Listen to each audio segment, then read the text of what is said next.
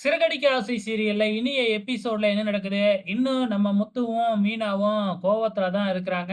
நம்ம மீனா பணத்த எடுத்துக்கிட்டு அண்ணாமலை கிட்ட சொல்லிட்டு கிளம்புறாங்க. முத்து கிட்ட கூட சொல்லல.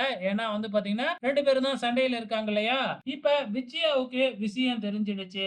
இவ பணத்தோட அந்த மண்டபத்துக்கு தான் போறா அப்படின்னு சொல்லிட்டு, உடனடியா விஜயா தனியா போயிட்டு சிந்தாமணிக்கு ஃபோன் பண்ணி விஷயத்த சொல்லிடுறாங்க.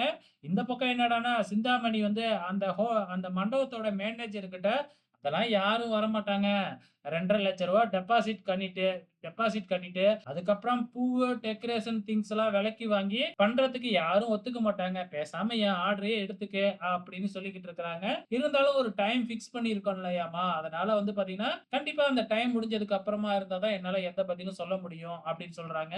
இப்ப விஜயா வேறயா ஃபோன் பண்ணி சிந்தாமணி கிட்ட விஷயத்த சொல்லிட்டாங்க இல்லையா?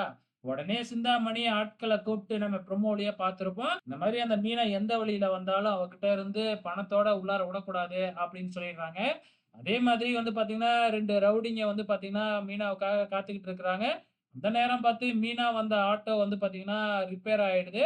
ஸோ மண்டபம் பக்கம் தானே நான் நடந்தே போயிடுறேன் அப்படின்னு பணத்த எடுத்துக்கிட்டு மீனா நடக்கிறப்ப, கரெக்ட்டா வண்டியில கர்ச்சீப்ப முகத்துல கட்டிக்கிட்டு வந்து மீனா கிட்ட இருந்து பணத்த புடுங்கிட்டு, மீனாவையும் தள்ளி விட்டு போயிடுறாங்க.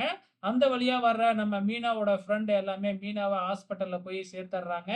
ஸோ விஷயத்த முத்துவுக்கும் ஃபோன் பண்ணி சொல்லிடுறாங்க. இந்த பக்கம் சிந்தாமணியோட ஆட்கள் வந்து பார்த்தீங்கன்னா, பணத்த அவகிட்ட இருந்து திருடியாச்சு அப்படின்னு சொல்றாங்க.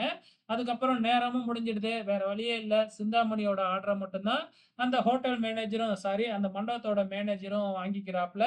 இங்க நம்ம மீனா ஹாஸ்பிட்டல்ல அட்மிட் ஆயிருக்கிறாங்க. நம்ம முத்து போய் எல்லா விஷயத்தையும் தெரிஞ்சுக்கிறாங்க. அதுக்கப்புறம் எல்லாம் கையெல்லாம் கட்டெல்லாம் போட்டு, அதுக்கப்புறம் வீட்டுக்கு அழைச்சுக்கிட்டு வராங்க. வீட்டுக்கு வந்ததுக்கப்புறம் நடந்த விஷயத்த எல்லாமே மீனா சொல்லிக்கிட்டு இருக்கிறாங்க. இதோட இன்னிய எபிசோடு முடிஞ்சிருச்சு. வெயிட் பண்ணி பார்க்கலாம். நாளைக்கு என்ன நடக்க போகுதுன்னு.